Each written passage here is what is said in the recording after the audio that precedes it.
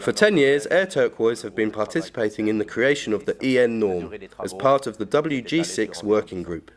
The aim of the EN norm is to bring together the tests to have a unique, objective and repetitive standard that is documented on video. The EN certification comprises of 24 manoeuvres, each of which is categorized into 4 classifications: A, B, C and D. Generally, A is for school wings and D for high-performance competition wings. If a wing does not conform to any of the test standards, it is given an F classification, which means fail. The Air Turquoise test pilots have a strict program to follow. All tests are carried out at the minimum and maximum weights using a standard harness. Test pilots must repeat each manoeuvre a minimum of 2 times to ensure they obtain the same results in line with the norm. With a 75% collapse, for example, the pilot will repeat the test until they reach the mark on the glider and perform the test perfectly. The results are evaluated by the pilot and the chief test pilot, and if necessary, are confirmed using the video. Air Turquoise work is controlled and certified by ISO. The majority of tests are performed in Villeneuve, Switzerland. The area is very good for testing, as generally there is not much wind, and test pilots have plenty of height above the water to repeat the tests many times.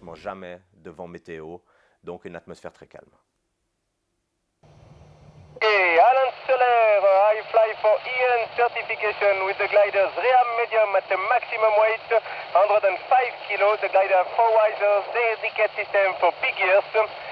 And I'm sitting in an ABS harness, 46 centimeters between carabiners. Okay.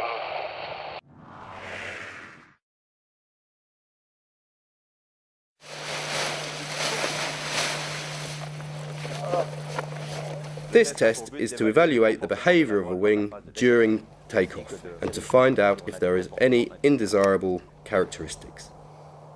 An A classification is given to a glider that climbs progressively and irregularly.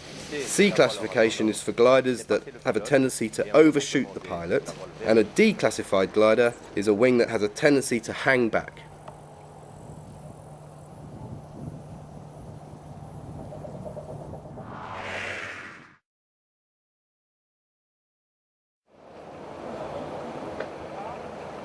We observe how difficult it is to flare and land the glider, including checking for any undesirable tendencies.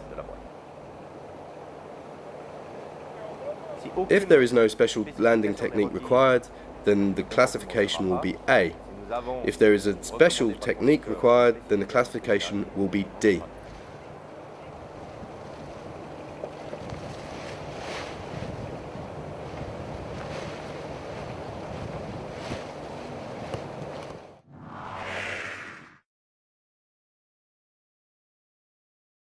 The test is to evaluate the speed of the paraglider. We check the hands-up, trim speed of the glider and the minimum speed of the glider. Also, we'll check the maximum top speed of the wing.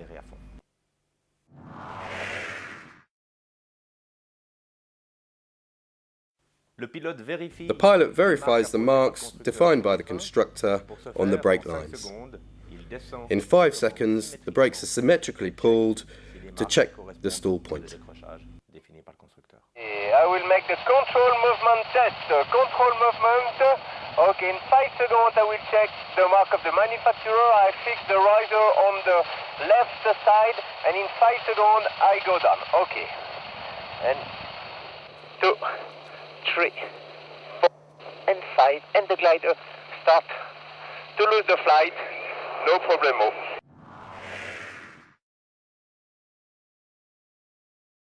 Pitch stability exiting accelerated flight. The test is to evaluate the behaviour of a wing once the pilot has released the accelerator. The classification checks the angle of attack and whether the glider collapses or not. Okay, I pull down full speed, I don't touch anything, I will just fly side of camera, just for to see the behavior of the glider. Okay, I'm still full speed accelerate and I release. Okay, nothing happened, no problem.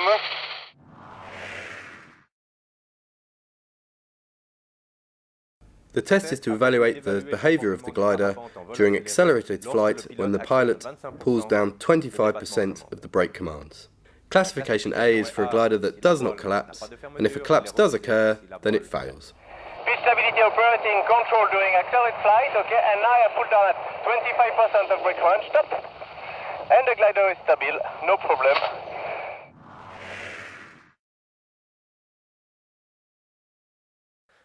Roll stability and damping. The pilot induces maximum roll to the left and to the right, and quantifies whether the wing returns to straight flight without intervention.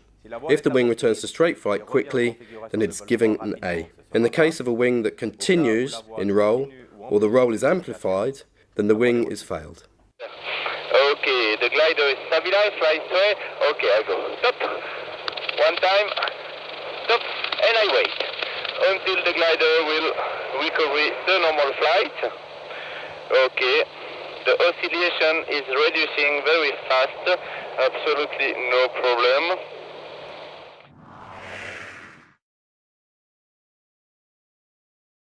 The pilot induces two 360 turns with a sync rate of 3 to 5 meters per second and quantifies the ability of the wing to return to normal straight flight without pilot intervention. A is for a wing that exits spontaneously, C is for a wing that continues in the turn, failed is for a wing that accelerates into the turn. For this flight I will make the gentle spiral now. Gentle spiral. Okay, on 2 turns. Okay, stop. And I will check and fly the glider between 3 to 5 meters per second. Okay. Okay. And now, up, I release slowly. Up. No problemo. The glider recovery very fast. Normal flight.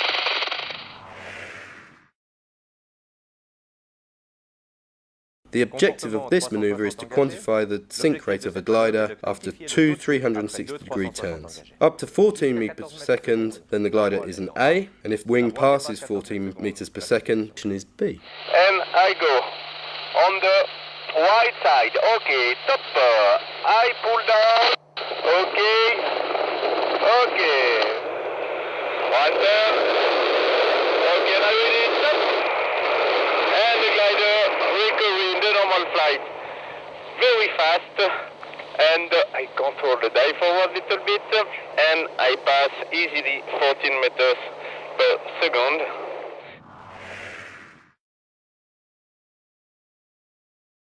The pilot makes a front collapse to the mark on the wing and quantifies the capacity of the wing to return to straight and normal flight. The classification depends on the rocking back and the dive forward of the wing during the manoeuvre. This manoeuvre is performed with and without the accelerator. Front collapse. Okay. I put both air risers without a brake on my hand and stop là. Okay. And it's smooth and a fast reopening. Make the same full speed accelerator. Okay, I'm full speed. I stabilize the glider. The glider is stabilized. Okay, and stop là. Okay, no problem. And the glider recovery. The normal flight without a problem. Exiting deep stall or parachutal stall. The pilot verifies the characteristic of a wing to exit deep stall or parachutal stall and verifies whether there is any undesirable behaviour. The classification depends on the time required and the dive forward on exiting the parachutal stall. And I pull down the brake and I search the deep stall by the brake. Okay, I pull down. Okay, I continue. The glider begins to lose the pressure. Okay, and I release in 2 seconds and stop. Okay, the glider recovery the normal flight without a problem and very fast. Okay.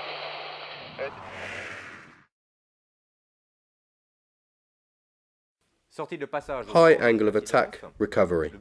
The aim of this manoeuvre is to quantify the capacity of the wing to return to straight flight after a slow release of a beeline stall. The classification depends on the time required to exit the beeline stall and also the dive forward. High angle of attack recovery test. Okay, and I pull down slowly, slowly, slowly, slowly, up. Okay, and I release slowly as well, slowly, slowly, slowly, slowly, stop. And the glider recovery. The normal flight without a problem.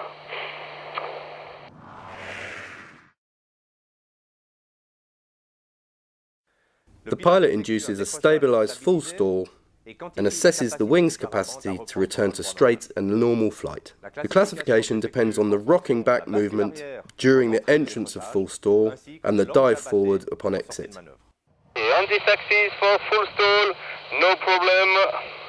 That's cool. And I pull down, pull down, pull down, pull down. Hop.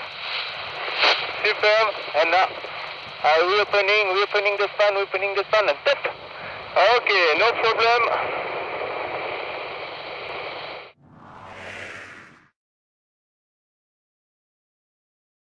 The pilot induces an asymmetric collapse to the mark placed on the wing by the manufacturer. The pilot assesses the wing's tendency to return to straight and normal flight without any intervention. The classification depends on the pitch angle and rotation of the wing during the maneuver. This maneuver is performed to 50% and 75% with and without accelerator. Okay, without accelerator, 50% collapse, the glider is stable. Okay, and stop. Okay. Okay, 90 degrees, the glider change of axis, no problem. I will make 50% collapse, full speed accelerate. Okay, I pull down accelerator like that. I'm full speed accelerate. Okay, the glider is stabilized. And stop là. Okay, no problem. 75% collapse, normal without accelerator. Okay, I fly front of camera. Okay, like that. No problem. And stop là. Okay.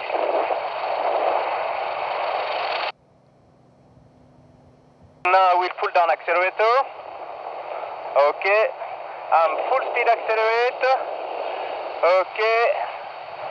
And stop là. Okay. Full speed accelerate, no problem.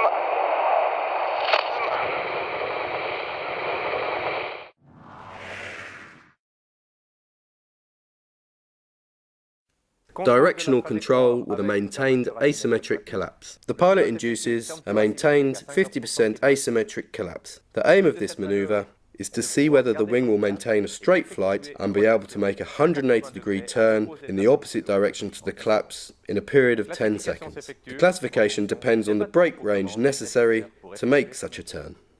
Directional control with a maintained asymmetric collapse. Okay.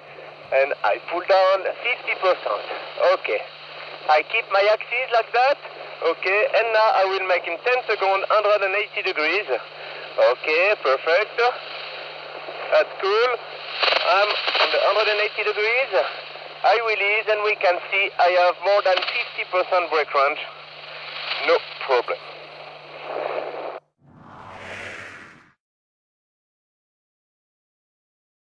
Trim speed, spin tendency. The pilot pulls down one brake line to 25% and holds for 20 seconds. Then smoothly and progressively over a period of 2 seconds, he pulls the brake to 75% to see whether the wing stays in positive flight. If the wing enters a 360-degree turn, it is A. If the wing enters a spin, it fails. Okay, trim speed tendency. 25% brake range. Stop. Like that, okay. I stay like that and I will wait one turn or 20 seconds.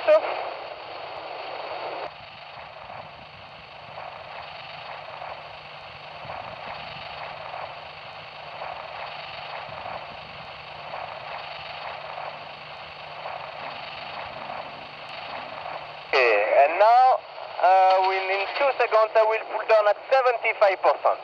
Okay, 1 and 2, stop, and the glider doesn't have any spin tendency, that's perfect. I will stabilize the glider.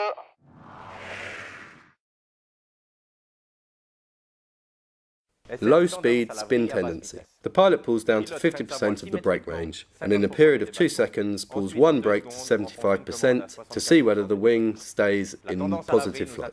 If the wing stays in positive flight, then it is an A, and if it enters a spin, then the classification is D.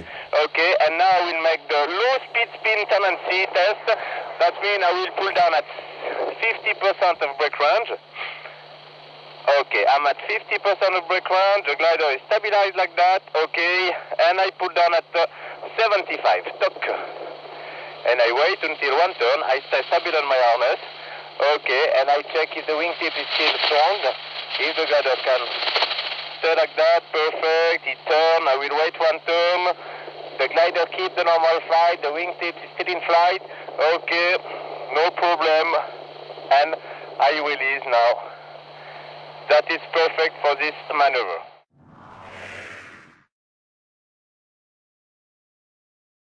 Recovery from a developed spin. The pilot makes a developed spin for at least one turn and observes the behaviour of the wing during the exit. The classification depends on the reaction of the wing once the pilot has released the brake.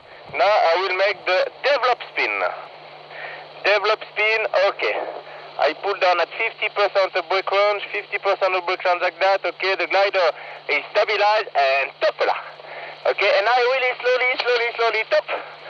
Okay. And the glider is reopening absolutely without a problem. It's a dive forward quite big with collapse, but absolutely no problem with that.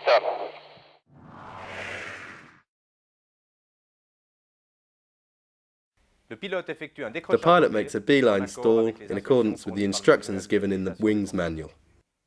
The classification depends on the time taken to exit the beeline stall and also the dive forward. Beeline stall, okay. Side of camera, I take the B-risers, okay, and top. I pull down, okay, and now I release fast and top. Okay, perfect.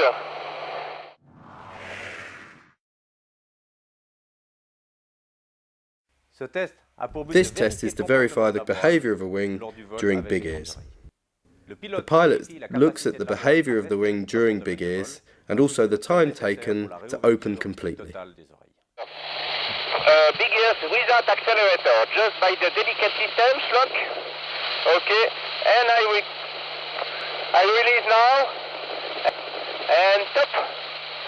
And slowly the wingtip reopening, no problem.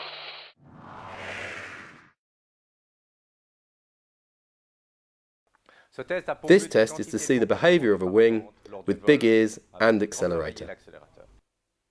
The pilot tests the behaviour of the wing during maintained big ears and accelerator, and also the time taken to open completely. And now we're doing the same, but the full speed accelerate. Okay, the collapse, okay, and I release everything in same time. Accelerator and big ears. And at this time the glider is reopening by himself without a problem.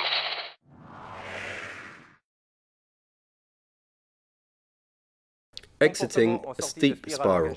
The aim of this test is to assess the ability of the wing to exit a spiral dive and to check for any spiral neutrality. The classification depends on the time taken to exit the spiral dive and to see whether it is possible to find spiral neutrality. Behavior exiting of steep spiral. Okay, I take my axis and I go now and stop, and I will check at how many sink rate I will get. Okay, one turn.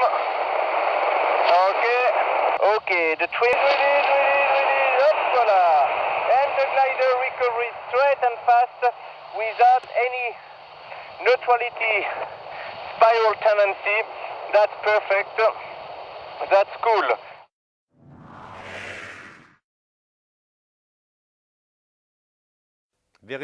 This test is to check whether the glider may be steered in case of failure of the primary controls. Generally, the pilot uses the C or D risers and makes a series of 180-degree turns. If the wing remains in positive flight, then it is given an A, and if the wing exits positive flight, it is failed. I take the D riser, okay, and I turn 180 degrees. But No problem. The glider keep the flight, and I will control the same at the opposite. Okay. Problem.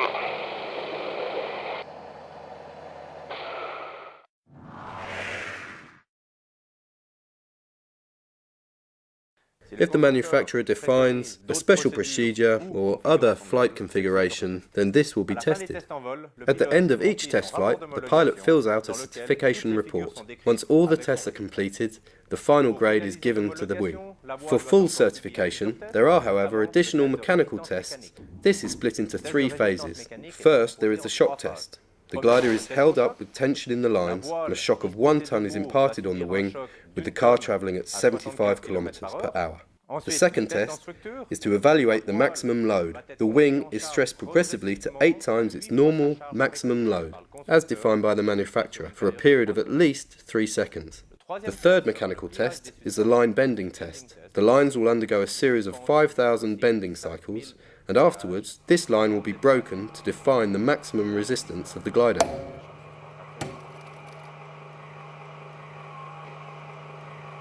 The technical file given by the manufacturer will be checked to ensure that it corresponds with the certified glider. The line plan, line lengths and riser dimensions are all recorded to ensure compatibility. The work of the administration is to give the manufacturers all the necessary documents for complete certification. This includes the flight and load test reports, EN certificate and certification stickers. This sticker informs pilots of the EN classification and thus the character of the wing.